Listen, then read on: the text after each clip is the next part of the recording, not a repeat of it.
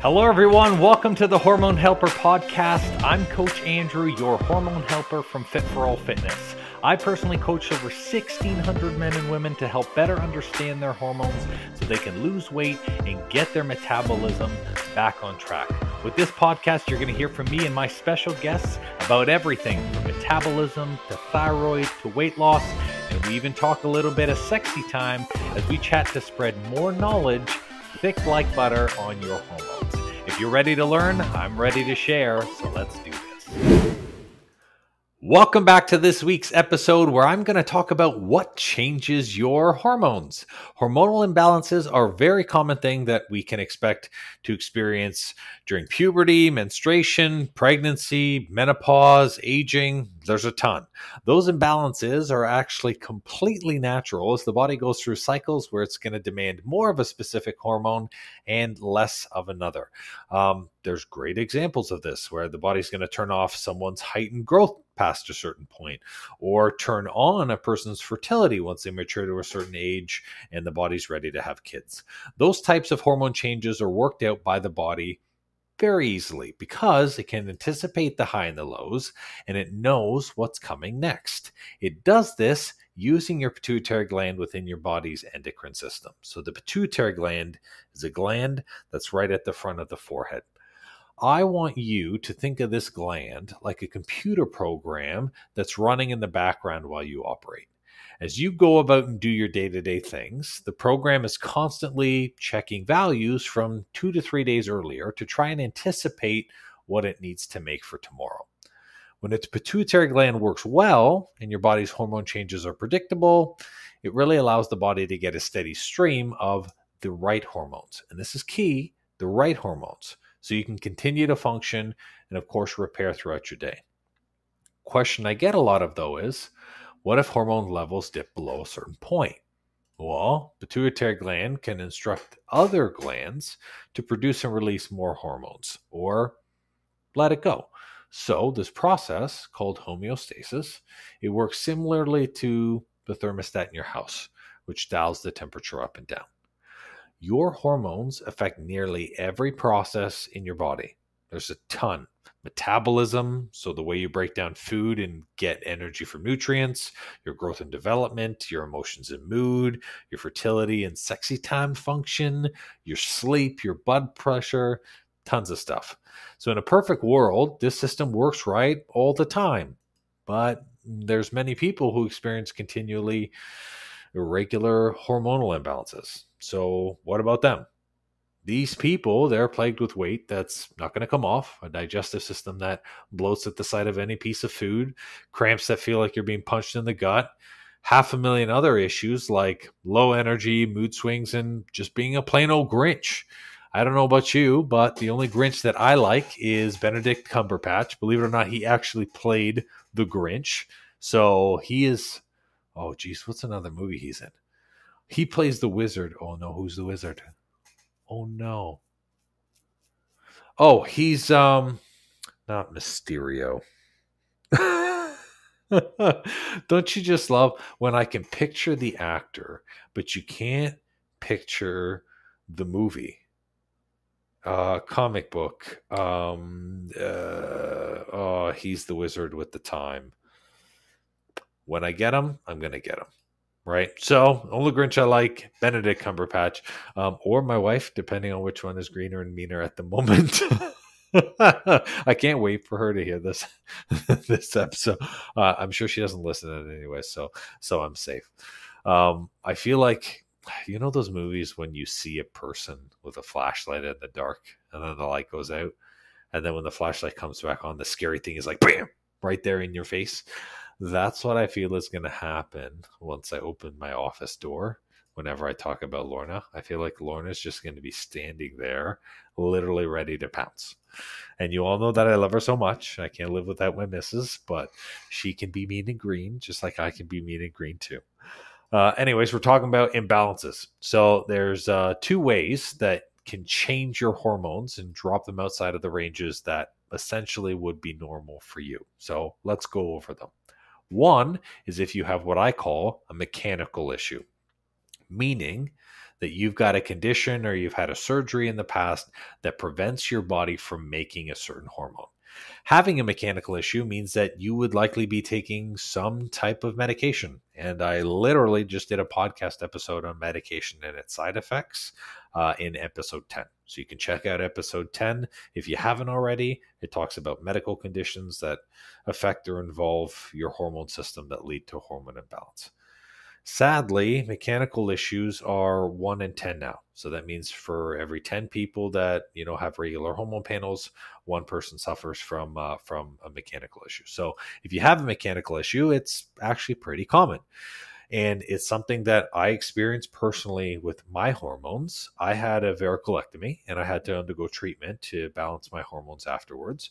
So one of my testicles was removed. And because of that, I no longer make certain amounts of testosterone. So essentially, because of my hormonal issues, I actually need to take replacement therapy, and I have been for about 3 years now. So I can tell you from experience, there's a way to manage this. And if this is the struggle that you're having, I would go as far to say that roughly 20% of the clients I see day to day, they have mechanical issues too.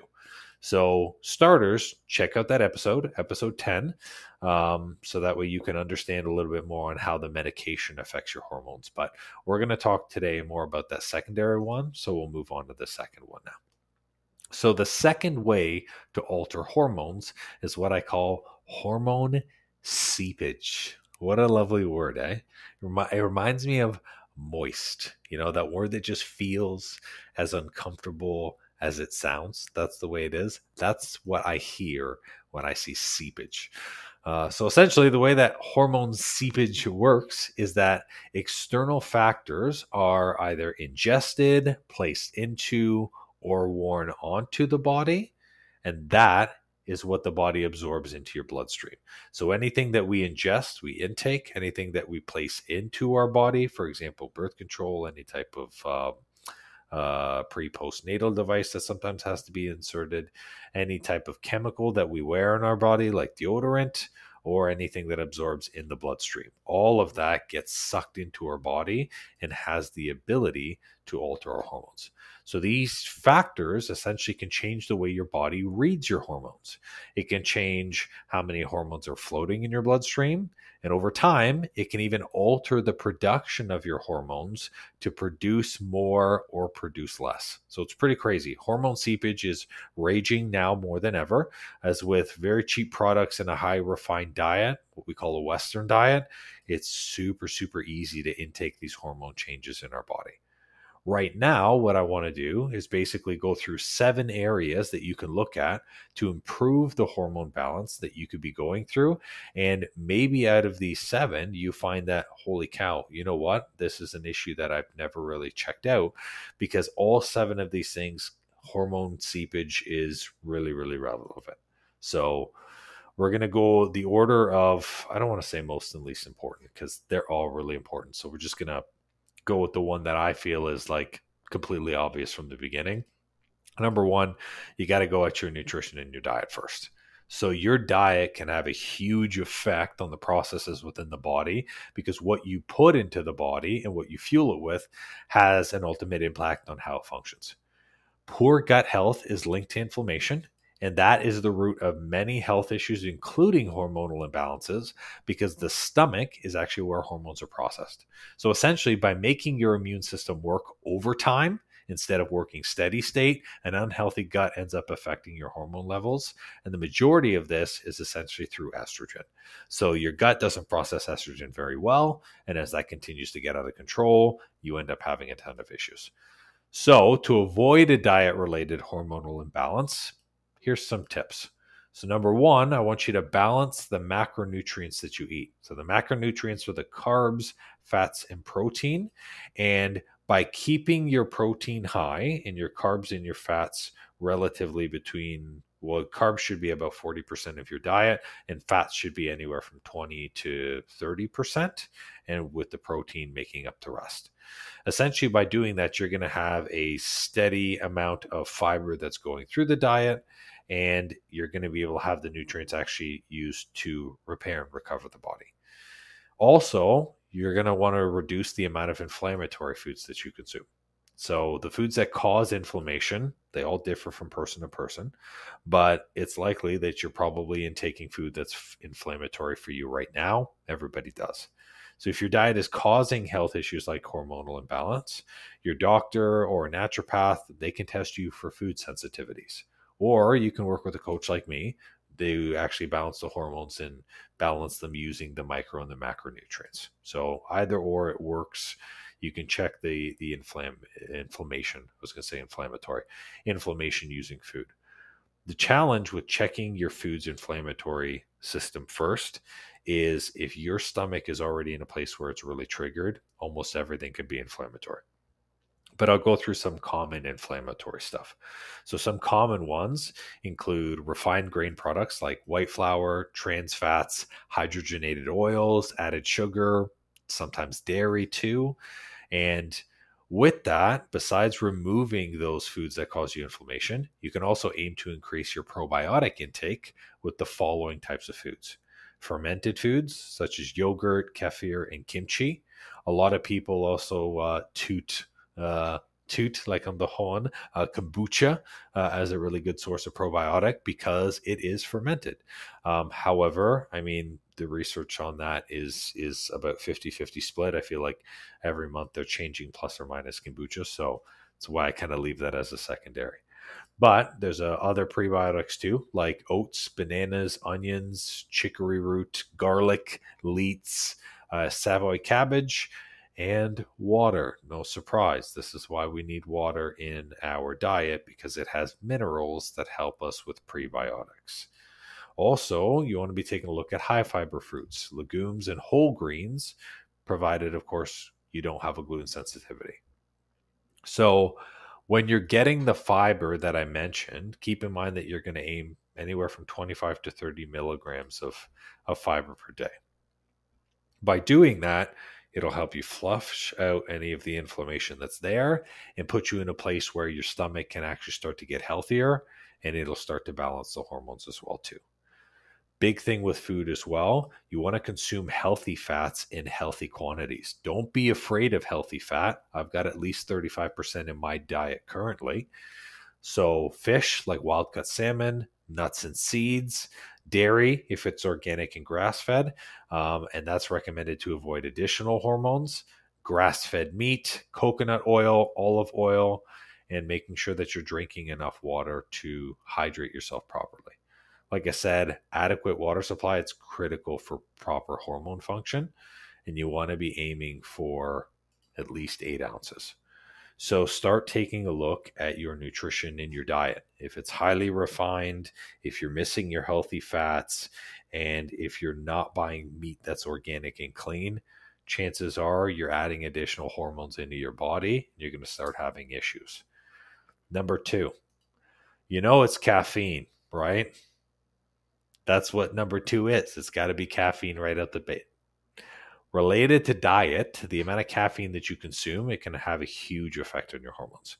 When too much caffeine is consumed, it actually increases the amount of stress hormones that is placed on the adrenal glands to produce. So essentially, this can lead to sleep loss, appetite changes, digestive issues, energy levels lower, and weight gain. So that is the opposite of the reason why you want to consume caffeine in the first place.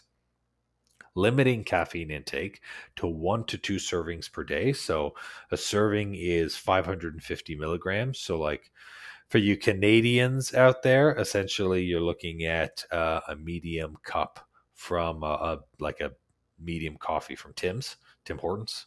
The Hortons, I'm a big fan of Tim Hortons dark roast. So for those of you who know, and for you Starbucks drinkers out there, I also like Starbucks, but not their dark roast coffee. I'm a big coffee fan. So while I'm a coffee fan, I only drink 1 to 2 a day.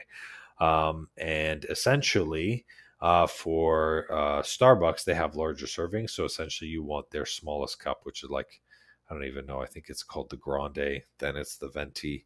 I think it's the Grande that you want, which is the smallest cup. And that ends up being 565 milligrams. So it's just over the daily recommended for a single serving. Also, too, like if you're the type of person that has caffeine sensitivities, you should probably avoid it altogether. Caffeine triggers more stressors from cortisol, and if your cortisol surges out of control or believes that you're getting fake energy, that is the quickest way to adrenal fatigue, which is going to cause your hormone shift in your hormone imbalance. So take a look at the caffeine, cut it out if you can.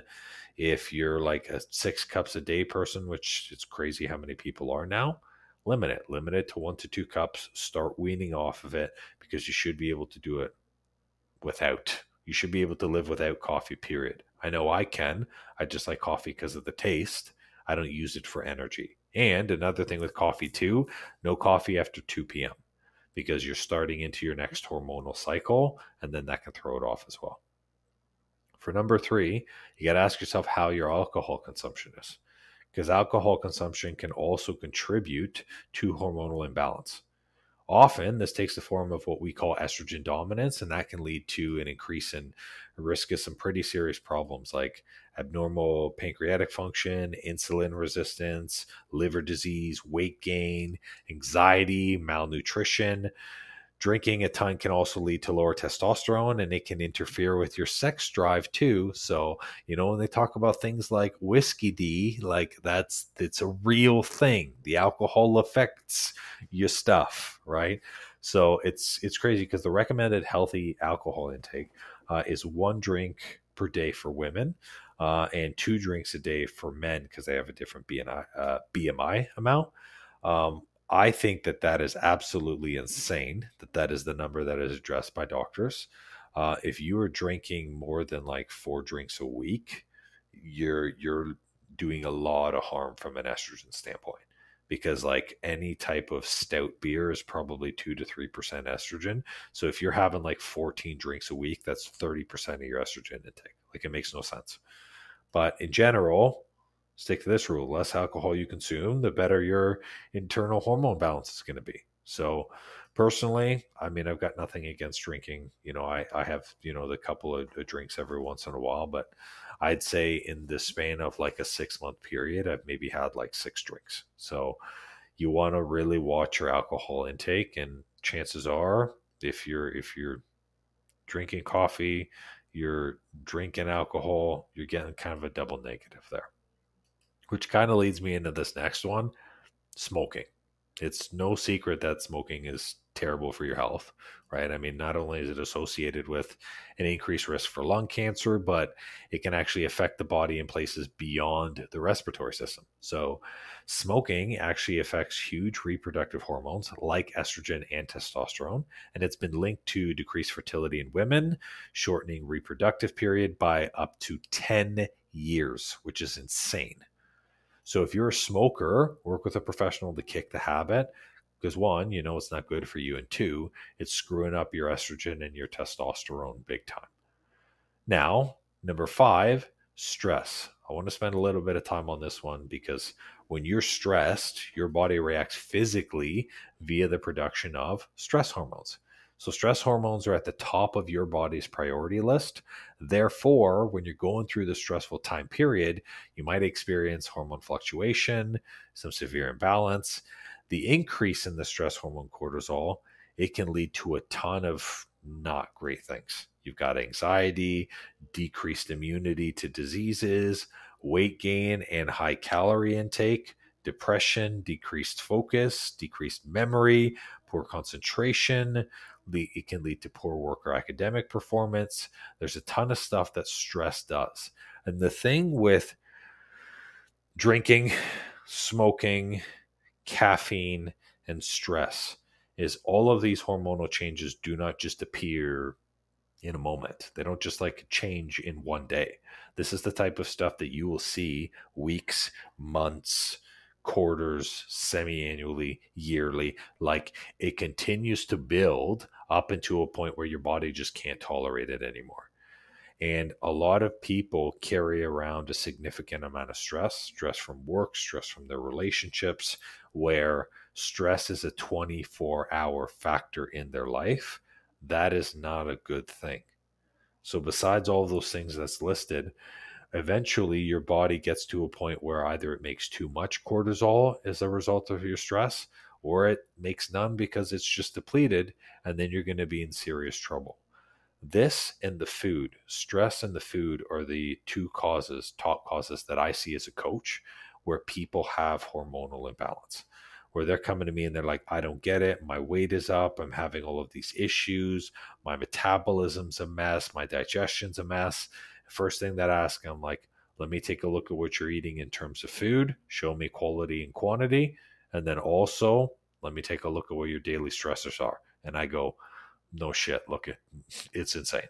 So you want to manage your stress. There are great meditations that are going to be able to do that, or talking to a friend, like talking it out, removing stressors from your life, delegating stressors away. I try my best to live as stress-free life as I can. Obviously, there's stressors you can't get rid of. However, you want to make sure that you're being conscious of how much stress you're operating with. If it's too much, you're probably at the effect of it, and it's going to change your hormones. Number 6, sleep, inadequate sleep, right? It essentially has the same effect on the body as stress does. And the reason why is because your body needs the right amount of rest to function properly. And when it doesn't get enough, then your stress reaction gets triggered. So in addition to a feeling of exhaustion, lack of sleep is also going to cause huge levels of anxiety. It's going to have cause huge levels of dissociative fatigue, which basically means that you have a feeling of tired but wired. And that is really, really huge because the body doesn't know how to react hormonally to that. When you are at a feeling of tired but wired, you might have random periods of cravings or for sugar, which means you want energy in the moment, or cravings for salt, which means you want more hormones to be created. There's so much that comes in line with that. And a lot of people can make simple changes with their sleep routine, sleeping your 6 hours, having a cooler sleep room. By cooler, I don't mean like disco ball, right? I mean that'd be pretty sweet, a disco ball in my bedroom, for not that purpose that you and I are thinking of, but for sleeping. No, I mean cool by temperature wise. So you want to make sure that essentially the temperature is 2 to 3 degrees cooler than the rest of your house, which encourages better sleep. 7, final one, is exposure to endocrine disrupting chemicals. So this in the industry we call EDCs. Basically, like their name suggests, endocrine disrupting chemicals are chemicals that affect the entire function of your endocrine system. EDCs can increase and decrease levels of hormones because they change how your hormones are made, broken down, and stored in our bodies. Other ways EDCs interfere with hormonal balance are changing our hormonal sensitivities, and it can even mimic real hormones as well too. So lifestyle habits like diet and the products we use at home, this can work to lead to EDC exposure. So diet, preservatives in food that are chemically put in there. So this is what we call, trans fats. Holy cow. I was going to tell you the good fat and screw you all up. Trans fats. Trans fats are really, really bad for you. They're a chemical made by man for the purpose of preserving food longer on a shelf. They break down into estrogen. Estrogen seeps into your system, and that's it. Another place where you're going to find that level of estrogen is plastics. Like, don't drink out of a plastic water bottle. Don't microwave your food in plastic. Don't store your stuff in plastic, because plastic does break down, and that chemical seeps into your food, breaking down into hormones, and that gets in. Another thing, cleaning products, pesticides, and personal care products are huge. So cleaning products, watch the type of bleach you're using, watch the type of spray or the type of soap you use on your hands, because there are certain chemicals, and there's a list of stuff that I can drop into the show notes, that can get into your system and can affect the way that your hormones are made. And then another thing too is your personal care products.